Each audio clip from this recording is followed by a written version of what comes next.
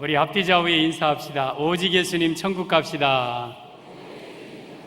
한 번 더. 예수님밖에 없습니다. 누구밖에 없다고요? 아멘. 우리 정말 예수님 붙들고 천국 갈 때까지 신앙생활 잘합시다. 아멘. 저는 오늘 또 예수님 전하겠습니다. 오늘 제목은 법궤의 영적 의미라는 제목으로 말씀을 드리겠습니다. 법궤의 영적 의미. 다윗이 이스라엘의 제2대 왕이 되었죠. 왕이 되어서 가장 먼저 하고 싶은 그러한 일이 있었어요. 정말 내가 왕이 되면 가장 먼저 하고 싶은 일, 그 일이 뭐냐면 법궤를 다윗성으로 모셔오는 거예요. 법궤가 사울왕 당시 엘리 제사장 때 블레셋에 뺏겨버리거든요. 뺏겨서 블레셋을 돌아다니다가 지금 산에 있는 아비나답의 집에 20년 동안 법궤가 야전에 방치되어 있어요. 그래서 다윗이 왕이 되자 3만 명을 빼고 거느리고 가서 그 법궤를 이제 모셔오는 내용입니다. 아비나답이 집에서 수레를 새 것으로 수레를 만들었어요. 거기 법궤를 실었습니다. 그리고 그 법궤를 이제 소들이 끌고 덜컹덜컹 오는데 나곤의 타작마당쯤에 이르렀는데 갑자기 소들이 막 뛰어. 그러니까 이 법궤가 막 떨어지려고 하니까 이 아비나답의 아들 우사라는 사람이 법궤를 딱 잡았어요. 잡는 순간 그 자리에서 여호와께서 우사를 쳐버리고 우사를 그 자리에서 즉사합니다. 저주받은 거예요. 그러자 다윗이 그 모습을 보고 두렵도다. 어떻게 이런 법궤를 우리 다윗성으로 가져가랴 하고 옆에 오베데돔이라는 사람이 있어요. 자네 집으로 이거 법궤 좀 모시고 가게. 그래서 오베데돔이 다윗성으로 가다가 방향을 갑자기 바꿔가지고 이 오베데돔의 집에서 석 달을 있었어요. 석 달. 근데 하나님께서 오베데돔의 집에 복의 복을 충만하게 내려주십니다. 어마어마한 복을 주십니다. 오늘 본문의 내용입니다. 저는 오늘 이 법궤는 하나님의 궤라고도 하고 언약궤라고도 합니다. 이 법궤. 이 법궤의 영적 의미를 말씀을 드리겠습니다. 우리 모두 다 큰 은혜 받으시기를 바랍니다. 오늘 말씀이 굉장히 중요한 건 정말 목숨 걸고 들어야 될 것은 내가 이 말씀을 통해서 저주받을 수도 있고 축복받을 수도 있는 거예요. 그것을 결정할 수 있는 말씀이에요. 너무너무 중요한 말씀입니다. 여러분, 우리 어린 자녀들 모두 성도들이요, 말씀에 집중하시고 이 말씀에 은혜 받기를 주님의 이름으로 축원합니다. 법궤의 영적 의미, 첫째, 법궤의 복음적 의미입니다. 법궤가 그러면 복음적으로 뭘 의미하느냐? 2절입니다. 다윗이 일어나 자기와 함께 있는 모든 사람과 더불어 바알레 유다로 가서 거기서 하나님의 궤를 메우려 하니 그 궤는 그룹들 사이에 좌정하신 만군의 여호와의 이름으로 부르는 것이라. 이 법궤가 그룹들 사이에 좌정하신 만군의 여호와의 이름으로 부르는 이 법궤, 이 하나의 작은 궤입니다. 궤짝이에요, 궤짝. 그러면 이 법궤는 성물의 가장 중요한 성물인데 지성소 안에 있는 성물이에요. 하나님은 그 법궤에서 이스라엘 백성들을 만나주시고 법궤를 통해서 하나님이 말씀하시고 그 법궤 위에 시은좌라는 그 금으로 붙인 그 시은소가 있어요. 일종의 법궤 뚜껑입니다. 거기에서 하나님은 죄를 용서해 주시고, 그러니까 이 법궤에서 하나님 만나고 하나님 말씀하시고 죄 용서해 주시는 곳이 바로 이 법궤. 그러면 법궤는 뭘 의미하느냐? 법궤는 바로 예수 그리스도를 의미하는 겁니다. 그래서 법궤의 복음적인 의미는, 법궤는 예수님을 의미하는 거예요. 여러분, 이 성물 가운데 이 예루살렘 성전이라든가 성막에 6가지의 중요한 성물이 있어요. 성전 뜰에 번제단이 있습니다. 거기서 제물을 태워서 제사 드리는 번제단. 그리고 들어오는 길에 이 놋바다 물두멍이 있어요. 놋으로 만든 큰 대야인데 거기 제사장들이 손발 씻는 물두멍, 놋바다. 그리고 성막에 들어오면 바로 요 앞에 향단이 있어요. 향단에서는 향을 피워서 계속 향으로 하나님께 영광을 돌리고, 그리고 북쪽에는 떡상이 있어요. 떡상은 12개의 떡을 거기다 항상 새롭게 물려가지고 따끈따끈한 떡을 올려서 하나님 앞에 진설해드리는 떡상이 있습니다. 그리고 남쪽에는 7개의 등잔이 만들어져 있는 등대가 거기서 항상 불을 피웠어요. 그리고 앞에는 휘장이 가려져 있고 그 안에가 지성소예요. 지성소. 그러니까 성막은 뜰과 성소와 지성소로 3구분 되는데, 그러면 지성소 안에 유일하게 하나 있는 게 법궤예요. 이게 하나님의 궤고 이게 언약궤예요. 이곳에서 우리 하나님은 만나주시고 말씀해 주시고 그리고 죄 용서해 주시는 곳이 바로 이 법궤입니다. 법궤는요, 폭이 75cm, 그리고 길이가 125cm, 높이가 75cm, 요만한 그런 하나의 궤예요, 궤. 근데 그 법궤가 굉장히 중요한 거예요. 이 모든 성물이 다 예수님을 상징하지만 무엇보다도 이 법궤는 예수 그리스도를 상징하는 물건입니다. 그래서 여러분, 법궤는 예수님을 상징하는 것입니다. 그런데 여러분, 이 법궤는 두는 자리가 있어요. 저 뜰 어디다가 법궤를 놓는 것도 아니고, 아니면 뭐 이 성소 어디 한쪽 구석에 놓는 것도 아니고, 지성소 가장 내전, 가장 중심되는 곳, 가장 깊숙한 곳에 법궤를 모십니다. 그러면 이 말은 무슨 의미가 있느냐? 예수님은 내 마음 가장 중심에 모셔야 된다는 겁니다. 그래서 법궤를 지성소에 모신다는 건 예수님 중심의 삶을 살아야 된다는 뜻입니다. 여러분, 우리 예수님 중심의 삶을 삽시다. 다윗이 지금 왕이 되었지만 허전해. 그리고 성막이 다윗성에 있지만 허전해. 뭐가 없어서? 법궤가 없으니까. 그래서 그 법궤를 모시러 지금 아비나답의 집 바알레 유대까지 간 거예요. 여러분, 내 마음속에 예수님이 모시지 아니하면 인생은 껍데기예요. 인생은 헛것이에요, 헛것. 여러분, 아무리 거기에 떡상이 있고 아무리 등대가 있고 아무리 번제단이 있어도 지성소 안이 텅 비어있다, 지성소 안에 법궤가 없다, 죄를 용서받을 자리가 없고 우리 하나님을 만날 자리가 없다, 그것은 껍데기에 불과한 거예요. 여러분들이 아무리 신앙생활 해도요, 아무리 멋진 삶을 살아도요, 여러분의 마음 중심에 예수님이 계시지 않다면 여러분은 껍데기에 불과한 자들입니다. 가짜예요, 가짜. 내 마음 중심에 예수님 모셔야 돼요. 여러분, 법궤는요 어디 저 뜰 한쪽에 방치되는 게 아니에요.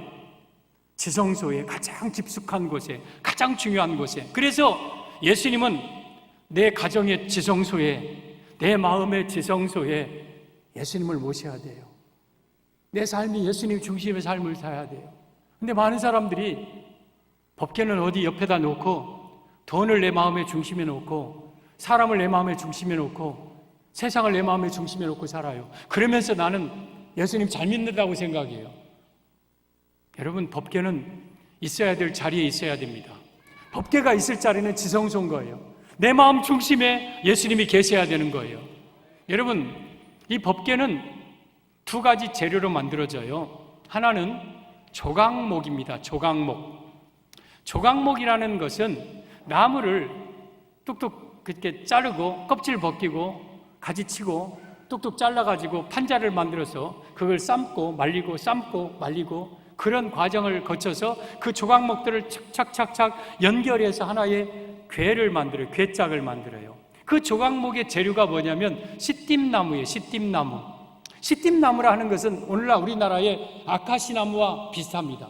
아카시아 나무는 꿀 딸 것 외에는 하등에 쓸모가 없는 나무예요. 아카시아 나무로 기둥을 만듭니까? 삐뚤어져 버리고 못 하나 박으려고도 못 하나도 제대로 안 들어가요. 아카시아는 정말 볼품없는 나무, 그냥 쓸모없는 나무. 이게 광야에 버려진 시띠나무예요. 지금도 이스라엘 저 유대 광야에 가면 시띠나무가 있어요. 종종 한 나무씩 있어요. 그 나무는요, 여러분, 백단목, 백향목처럼 쭉쭉 뻗거나 향기 나는 그런 나무가 아니에요. 그저 거기서 베두인들이 목동들이 그저 가서 그늘에 잠깐 쉬는, 아니 그거 뚝뚝 꺾어서 양치는 지팡이 만드는, 거기다 양이나 매는 그런 볼품없는 씨띠나무가 바로 가장 귀한 성물인 조각목의 재료라는 거예요. 그러면 그 의미는 뭡니까? 예수님의 인성을 의미해요. 예수님이 이 땅에 오실 때 예수님의 모습은 조각목처럼 볼품없으셨어요. 그분은 가난하게 태어나셨고 목수의 아들로 마구간에서 그의 외모도 형편이 없었고, 그래서 사람들은 그 예수님의 조각목만 보고 예수님을 무시하고 예수님을 배척하고 예수님을 십자가 못 박았던 거예요. 지금도 오늘날 수많은 사람들이 예수님의 인성이 조각목만 보고 예수님을 믿지 않는 사람들이 얼마나 많은지 몰라요. 헤헤, 예수 그거 뭐야? 차라리 내 주먹을 믿지, 예수 그게 뭐야? 하면서 예수님을 무시해. 왜냐하면 그들은 예수님의 인성 조각목밖에 못 보는 거예요. 그런데 두 번째 재료가 있어요. 그 조각목을 만져서 궤를 만들고 그 안을 정금으로, 금으로 쌉니다. 그리고 밖을 금으로 쌉니다. 그래서 예수님은 안팎으로 금이 쌓여져요. 그 금은 뭐냐? 우리 보물 중에 최고의 금속이 금입니다. 이것은 변하지 않는 순금. 그 금은 예수님의 신성을 의미하는 거예요. 여러분, 우리 예수님은 이 땅에 참 사람으로 오셨고 또한 참 하나님으로 오셨어요. 예수님은 여러분 인간이 아니에요. 예수님은 볼품없는 인생이 아니에요. 우주보다 크신 하나님의 아들, 만왕의 왕 되신 분이 이 땅에 오신 거예요. 그래서 여러분들은 예수님의 조각목만 바라보는 게 아니라 예수님의 금을 바라봐야 되고 예수님의 신성을 바라봐야 돼요. 예수님은 위대하신 하나님의 아들입니다. 만왕의 왕 되신 분입니다. 그래서 예수님이 이 땅에 오셔서 참 인간으로, 참 사람으로 이 땅에 오셨습니다. 그 예수님은 우리 교회의 지성소에 계셔야 되고 내 삶에, 내 마음에, 내 가정에 가장 깊은 지성소에 계셔야 됩니다. 예수님 중심의 삶을 우리는 살아야 됩니다. 한 번은 이 법궤가 블레셋과의 전쟁에서 뺏겼어요.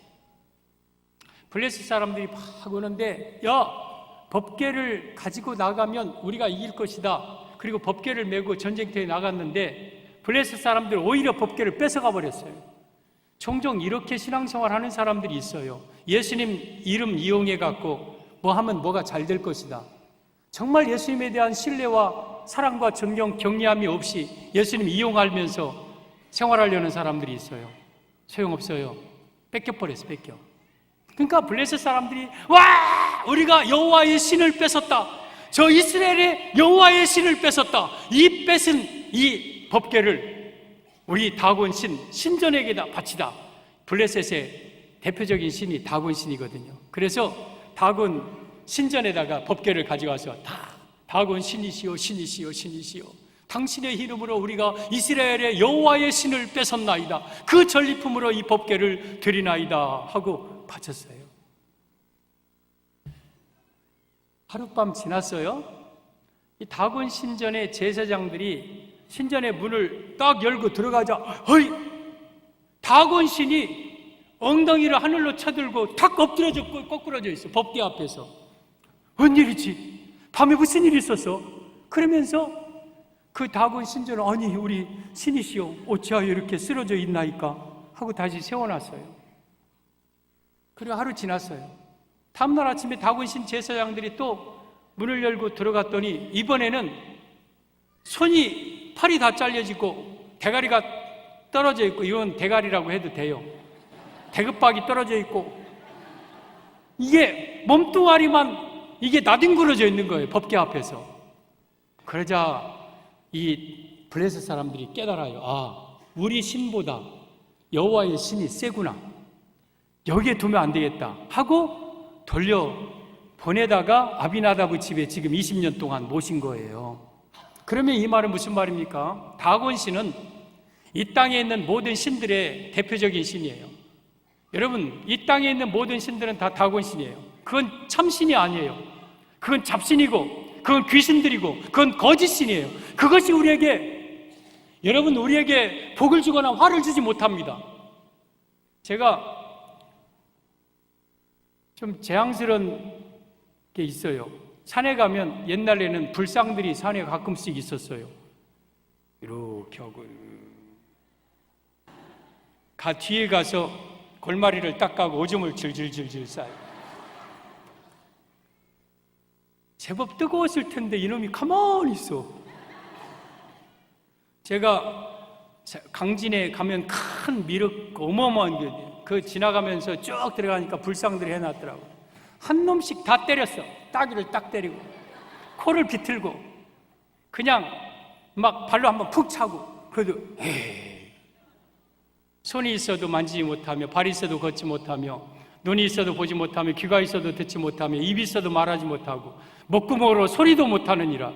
우상을 만드는 자와 우상을 의지하는 자가 다 그와 같으리라. 사람의 수공물이에요. 이 땅의 모든 신은 다 거짓신입니다. 여호와 하나님만이, 우리가 섬기고 있는 하나님만이 참신이심을 믿으시기를 바랍니다.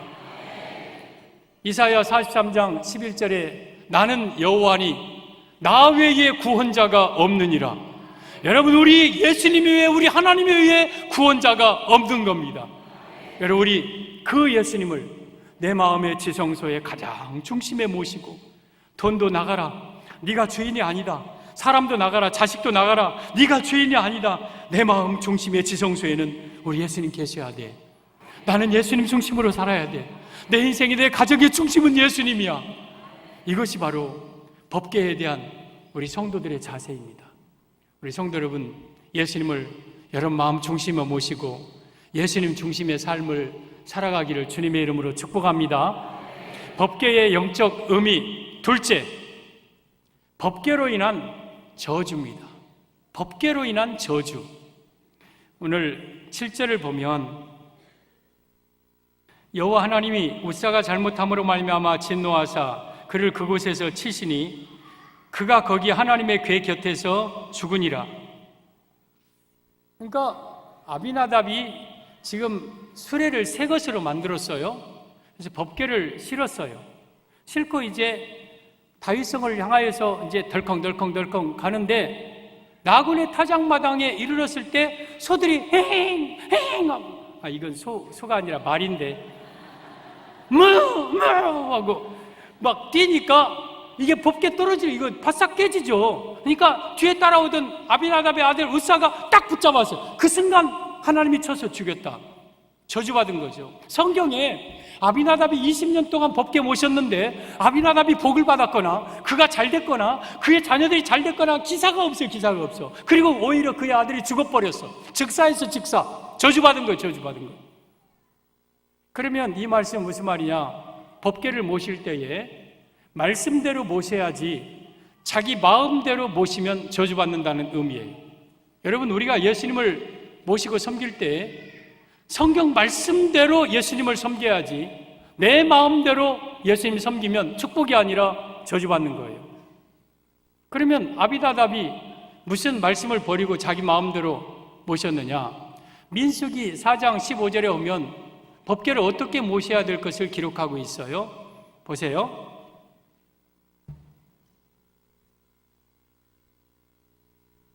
진영을 떠날 때에 아론과 그의 아들들이 성소와 성소의 모든 기구를 덮는 일을 마치거든 고앗 자손들이 와서 맬 것이니라. 법궤나 모든 성물들은 제사장의 자녀들이, 제사장이 매야 돼요. 어깨에 매야 돼요. 그런데 아비나답은 어떻게 했어요? 수레에 실었어요. 그리고 그러나 성물을 만지지 말라. 그들은 죽으리라. 성물을 만지면 죽는다. 성물을 만지면 죽는다. 회막 물건 중에서 이것들은 고앗 자손이 맬 것이며 레위의 세 아들, 여러분 게르손과 고핫과 무라리, 그 중에서 둘째 아들 고핫의 자손들만 성물을 옮길 때만 만지는 거예요. 그리고 이것은 어깨에 매야 돼요. 절대 수레에 실으면 안 돼요.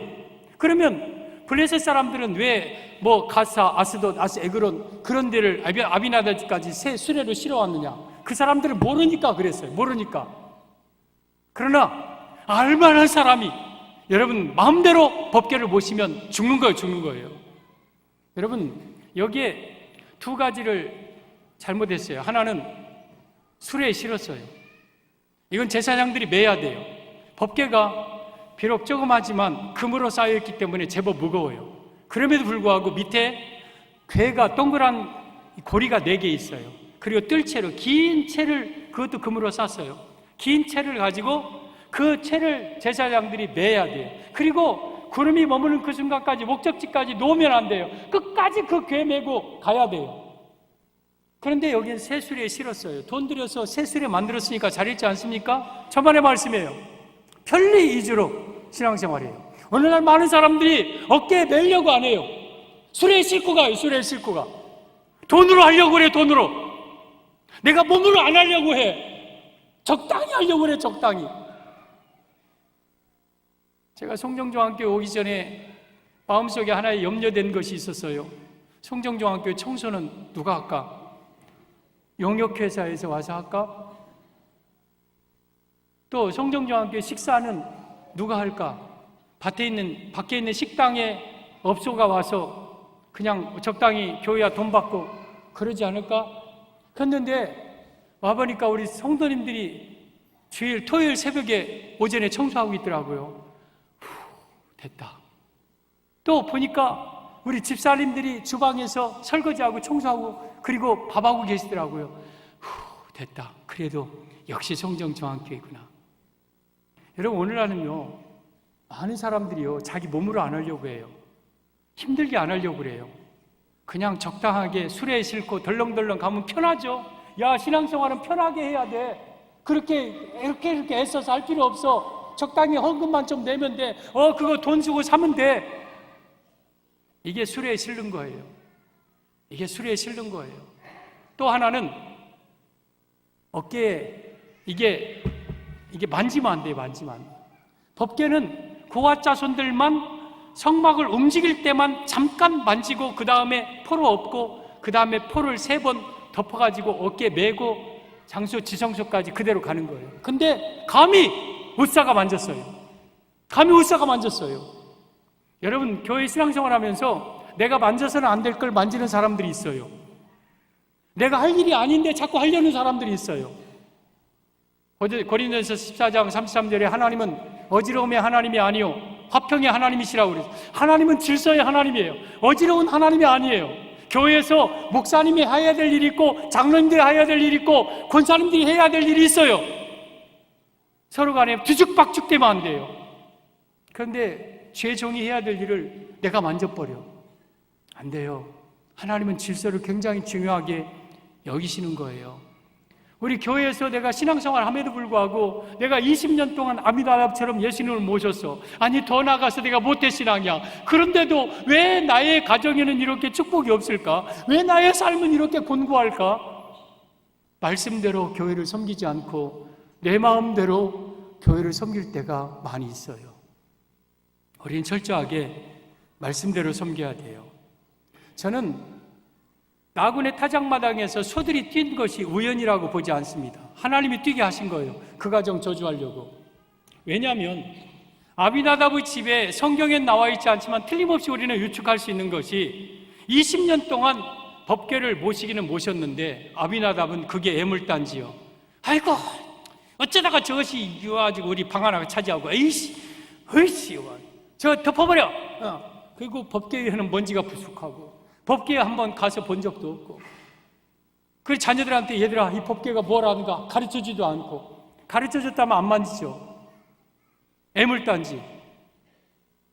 여러분, 우리 마음속에 예수님을 애물단지처럼 모시는 사람이 없습니까? 노래방 가야 되는데 아이고 집사 장로라는 이름으로 노래방 가기는 뭐하니까 사장이라고 그러고 부장이라고 했었고, 술 한잔 먹어야 되겠는데 예수님만 없으면 내 맛이 자신 있게 먹었는데 양심의 가책도 되고 이거 먹기는 해야 되겠고, 예수님 이때는 좀 눈 좀 감아주시죠. 교회에서만 내 중심에 계시고요. 이게 아비나답처럼 예수님을 애물단지 만드는 거예요. 예수님은 그를 취급받으면 안 돼요. 예수님은 그를 취급받으실 분이 아니에요. 아비나답의 집에서 예수님이 20년 동안 계시면서 얼마나 서운했기에 나군의 타작마당에서 소들이 뛰게 만들어 그 아들을 죽게 했겠습니까? 성도 여러분, 내 가정에 이러한 저주가 있으면 안 되잖아요. 예수님을 그렇게 믿었음에도 불구하고 내 가정에 이런 어려움이 있으면 안 되잖아요.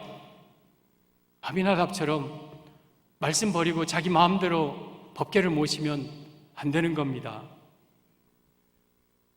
레위기 10장 1절에 오면 제사장 아론의 네 아들이 나와요. 나답과 아비후와 엘르아살과 이다말.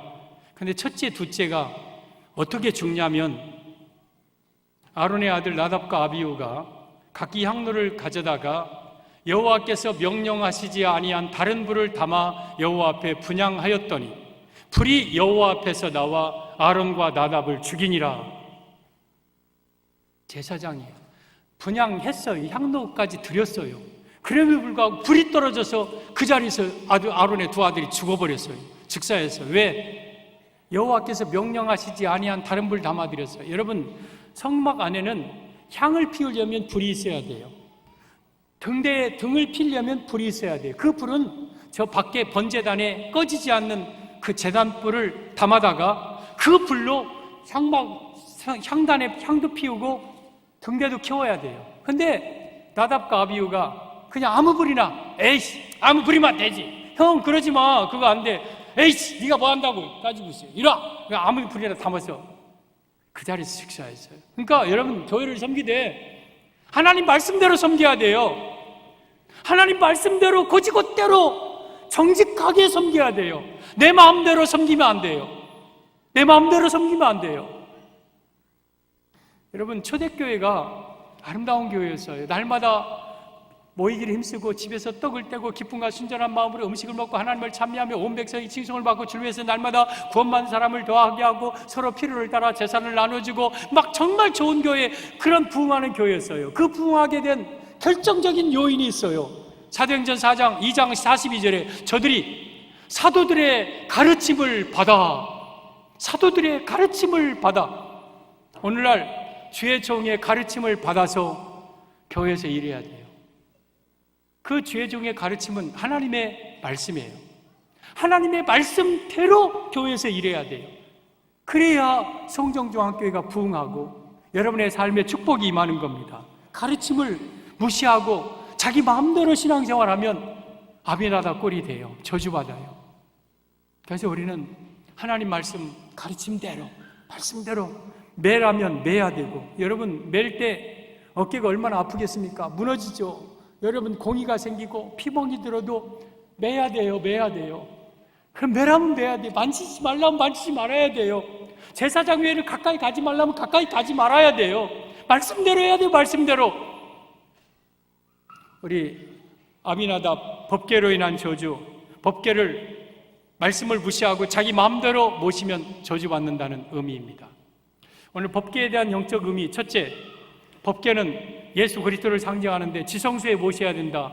내 삶의 중심이 예수님이 되어야 된다. 그리고 두 번째, 법궤로 인한 저주, 아비나답이 말씀을 무시하고 자기 마음대로 법궤를 모셨더니 저주받았다. 하나님 말씀대로 예수님을 섬겨야 됩니다. 여러분 마음대로 하지 마세요. 여러분 마음대로 신앙생활 하지 마세요. 내가 하고 싶으니까 내가 하는 거예요. 목사님 그런 거 얘기하지 마세요. 그럴 겁니까? 그럴 겁니까? 여러분 말씀 무시하면 안 돼요. 말씀 버리면 사울이 버림받았듯이 버림받아요. 말씀대로 말씀하옵소서. 그대로 하겠습니다. 술에 실지 말라면 안 씻겠습니다. 매라면 매겠습니다. 만지지 말라면 안 만지겠습니다. 말씀대로. 법궤의 영적 의미, 셋째, 법궤로 인한 축복입니다. 법궤로 인한 축복. 11절, 12절을 보면 여호와의 궤가 가드 사람 오베데돔의 집에 석 달을 있었는데 여호와께서 오베데돔과 그의 온 집에 복을 주시니라. 어떤 사람이 다윗 왕에게 아뢰어 이르되 여호와께서 하나님의 궤로 말미암아 오베데돔의 집과 그의 모든 소유에 복을 주셨다 함을 듣고, 여러분 이 말씀은 오베데돔이 3개월 동안 법궤 모셨는데 법궤 때문에 오베데돔이 복을 받았다. 이 말은 우리 성도는 예수님을 통해서만 복을 받음을 의미합니다. 사랑하는 성도 여러분, 우리는 예수님을 통해서만 복을 받습니다. 우사가 죽는 모습을 보고 다윗이 그냥 옆에 가드 사람, 이건 이스라엘 사람도 아니에요. 이방 사람이에요. 니네 집에 모시고 와라 해가지고 알았습니다 하고 3개월 동안 이제 법궤를 모신 거예요. 법궤를 모신 거예요. 3달 동안. 근데 오베데돔이 얼마나 법궤를 잘 모셨길래 3개월 동안 법궤 모셨는데 그 가정에 이렇게 축복하셨을까요? 아마 그랬을 것 같아요. 아니, 우리 집에 법궤를 모시라고요? 이 귀한 법궤를? 아유, 알았습니다. 오메, 이리 오십시오, 비켜. 법궤 오신다. 가장 중심에 가장 좋은 방에 법궤 모시고, 얘들아, 우리 가정이 법궤를 모실 가정이 아니야. 이 법궤는 하나님의 성전의 지성소에 있어야 될 법궤야. 감히 너 가까이 가지마, 만지지마, 보지마. 그러면서 법궤를 모신 것을 너무너무 감지덕지하면서 3달 동안 모셨어요. 그랬더니 하나님이 20년 동안 아비나답의 집에서 마음 아팠는데 3개월 오베데돔을 보면서 마음이 시원한 거예요. 그래서 하나님께서 오베데돔에게 어떤 복을 주셨습니까? 11절 다시 한번 보면은요, 여호와의 궤가 가드 사람 오베데돔에 석 달을 있었는데 여호와께서 오베데돔과 본인에게 그의 온 집에 복을 주셨다. 그리고 12절에 오베데돔의 집과 그의 모든 소유에 복을 주셨고, 역대상 15장 24절에 오베데돔은 성전의 문지기, 이건 제사장들이 할 수 있는 문지기가 감히 이방인이, 그리고 그의 아들이 성막에서 성전을 섬기는 자들이 되었고, 그래서 오베데돔은 그의 집과 본인과 그의 자녀와 그의 모든 소유와 그의 밭에 있는 모든 것과 영적 육적 복을 다 받았는데 12절에 예루살렘에 있는 다윗에게 그 복받았다는 소리까지 들렸어요. 오베데돔의 집이 복받았다. 여러분이 예수님 잘 믿음으로 말미암아 정말 내 가정이 복받는 것을 이 광주 바닥에 바다하게 퍼지고, 광주와 전남과 전북과 충청도와 저 경기도와 서울까지 전 세계까지 아무개가 예수님 잘 믿어서 이렇게 복받았대, 이런 소리 들을 수 있는 그러한 자들이 되기를 바랍니다. 오베데돔이 열심히 갑자기 부지런해져서 복받은 거 아니에요. 갑자기 머리 써서 복받은 거 아니에요. 12절에 다시 한번 보면 어떤 사람이 다윗 왕에게 아뢰어 이르되 여호와께서 하나님의 궤로 말미암아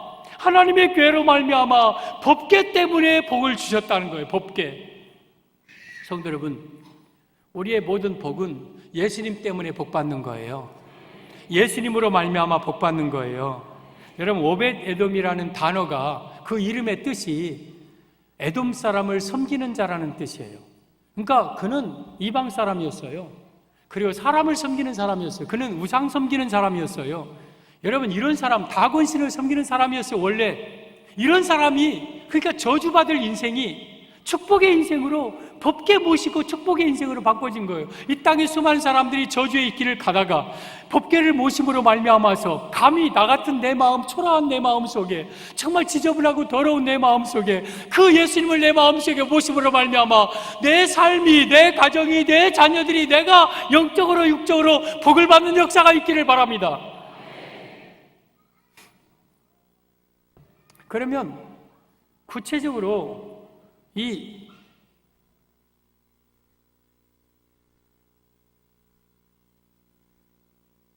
여기 빨간 게 묻어 있어서 핀 줄 알았어요. 난 피였으면 좋았을 뻔했어. 피 흘리면서 말씀을 전한 김정열 목사. 근데 피는 아니. 그러면 그 법궤를 모심으로 받는 구체적인 3가지 축복이 있어요. 히브리서 9장 4절에 보면 법궤 안에 있는 3가지 귀한 물건이 있어요. 히브리 9장 4절을 보면 금 향로와 사면을 금으로 싼 언약궤가 있고, 저게 법궤입니다. 그 안에는 첫째, 만나를 담은 금 항아리와, 둘째, 아론의 쌍난 지팡이와, 셋째, 언약의 돌판들이 있고, 이것은 광야 때부터 3가지를 넣어놨어요. 만나의 항아리, 그리고 아론의 쌍난 지팡이, 그리고 2 돌판, 10계명이죠. 10계명. 이거 있었어요. 그러면 법궤 안에 저것이 있었다. 그래서 법궤를 보시면 저 축복을 받는데, 저 만나를 담은 그 항아리, 만나는 광야에서 40년 동안 먹던 음식이에요. 이건 물질을 의미해요. 그러면 법궤를 모시면 물질의 축복을 받는다는 의미입니다. 물질의 축복. 두 번째, 법궤 안에는 아론의 쌍난 지팡이가 있어요. 아론은 여러분 레위 지파의 족장이 제사 지파의 우두머리예요. 그들은 하나의 지팡이들을 갖고 있었어요. 그러면 지팡이는 지도자가 갖고 있는 거예요. 사람을 다스릴 수 있는 자가 지팡이 갖고. 여러분 군에서 여러분 이등병이 어떻게 멋있게 하나 깎아가지고 딱 하고 딱딱 치면서 딱 하고 이렇게 돌아다니면 그놈은 영창과 영창. 그런데 장군이나 사단장이나 딱 손에 막대기 들고 있어요. 막대기 들고 있어요. 딱딱 가르치고. 여러분 이건 지팡이를 들었다는 것은 지도자가 된다는 뜻이에요. 사람 위에 지도자가 되고 여러분 인간을 사람을 다스릴 수 있는 권세가 있다는 뜻이에요. 그리고 세 번째는 언약의 두 돌판 십계명은 말씀으로 이 세상을 창조하시고 말씀으로 이 모든 영계를 다스리는 영적 권세가 있다는 뜻이에요. 그래서 법궤를 모시면 물질을 다스릴 수 있는 물권과 사람을 다스릴 수 있는 인권과 또한 영을 다스리는 영권을 허락하신다는 뜻이에요. 그래서 법궤를 모실 때 이 세 가지 권세를 받아요. 여러분 오베데돔이 법궤를 모실 때 법궤 안에 이것이 있다는 건 생각도 못했어. 법궤 안에 이것이 그냥 어쩌다 모시고 그냥 법궤만 모셨어요. 근데 법궤 안에 물질이 있고 법궤 안에 사람을 다스리는 지도자의 권세가 있고 법궤 안에 영을 다스리는 권세, 영적 능력이 있는 거예요. 여러분 우리가 처음에 예수님 믿을 때 교회 다닐 때에 예수님 믿으면 물질적인 축복을 받아. 예수님 믿으면 사람을 다스리는 권세를 받아. 예수님을 다스리는 모든 악한 영과 귀신을 다 제하고 제압하는 영적 권세를 받아. 이것 알고 예수님 믿는 사람 한 사람도 없어요. 그냥 어쩌다 보니까 그냥 예수님 믿었어요. 믿고 보니까 내 안에는 물질 축복과 인권과 영권이 있네. 이 축복 받는 거예요. 그런데 사실은요, 이 법궤 축복은요, 타락하기 전에 아담과 하와에게 하나님이 주신 축복이에요. 아담과 하와를 하나님이 지으시고 그들에게 이런 복을 주셨는데 창세기 1장 27절 보면 하나님이 자기 형상, 곧 하나님의 형상대로 사람을 창조하시되 남자와 여자를 창조하시고 아담과 하와죠. 그 다음 하나님이 그들에게 복을 주시며, 그러니까 사람을 만들고 가장 먼저 주신 게 복이에요. 복. 가장 먼저 복을 주셨어요. 그리고 하나님이 그들에게 이르시되 생육하고 번성하여 땅에 충만하라. 땅을 정복. 여러분 그래서 우리는 생육하고 번성해야 돼요. 애기들 많이 낳아야 돼. 애기 하나 놓고 무슨 번성이고 생육이 있고.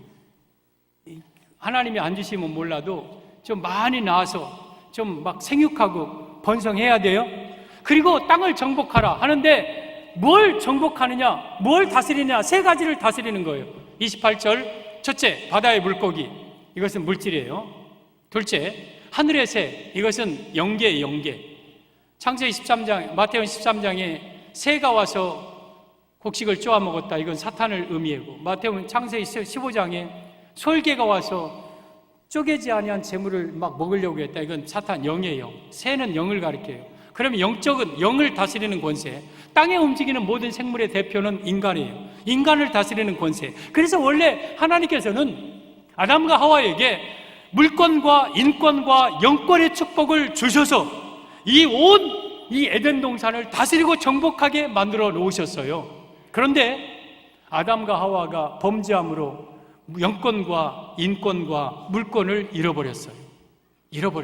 그래서 물질에 지배받는 사람, 사람에게 지배받는 사람, 그리고 영에게 지배받는 사람, 그런 사람이 된 거예요. 그런데 둘째 아담 예수님께서 이 땅에 오셔서 첫째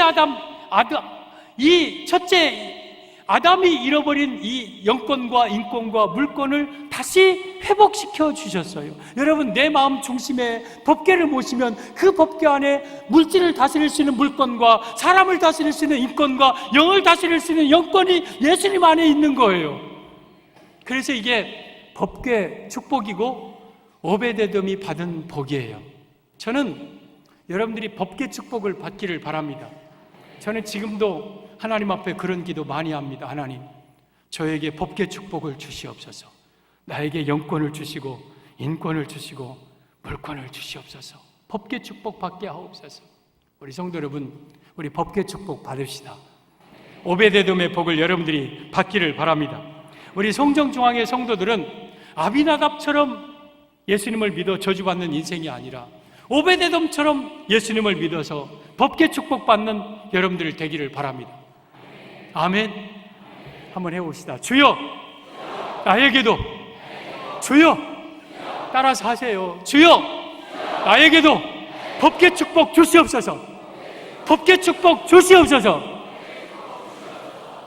예수님을 내 지성소에 모시는 예수님 중심의 삶을 살고 철저하게 말씀대로 신앙생활하고, 그리고 정말 이 오베데돔처럼 이 법계 축복을 받는 우리 온 성도들 다 되기를 주님의 이름으로 축복합니다. 축복합니다. 여러분의 가슴에 오른손을 얹고 저를 따라 기도해 주시기를 바랍니다. 하나님 아버지, 다 따라서 하십시오. 하나님 아버지, 내 마음 중심에 지성소에 예수님 찾아와 주시옵소서. 예수님 중심으로 살기 원합니다. 이 죄인을 용서하여 주옵시고 예수님을 내 마음의 구주로 영접하기 원합니다. 그리고 법계 축복받게 하여 주옵소서. 영권과 인권과 물권의 복을 나에게도 허락하여 주옵소서. 오베데돔의 복을 우리에게 허락하여 주옵소서. 제가 기도합니다. 하나님 아버지, 감사합니다. 저희 마음 중심의 지성소에 이 시간 법계 되신 예수님 모시기 원합니다. 그동안 내 마음 중심에 예수님을 밀어놨던 것, 한쪽에 방치했던 것, 소외시켰던 것 회개합니다. 용서하여 주옵소서. 이제부터는 내 마음 중심에, 내 가정 중심에 예수님 계시기 원합니다. 또한 저희들 아비나답처럼 말씀 무시하고 내 마음대로 예수님을 섬기지 않기를 원합니다. 오베데돔처럼 예수님 중심의 삶을 살게 하옵시고 예수님으로 말미암아 법계 축복, 영권과 인권과 물권의 복을 우리가 받기를 원합니다. 법계 축복을 우리에게 허락하여 주옵소서. 다시 오실 예수님의 이름으로 기도 올리옵나이다. 아멘. 주 예수 그리스도의 은혜와 우리 아버지 하나님의 무한하신 사랑하심과 성령님의 유로교통 충만하신 역사가 사랑하는 온 성도들 머리머리 위에, 가정, 직장, 생업, 자녀, 후손 위에 이제로부터 영원까지 함께 있을지어다. 아멘.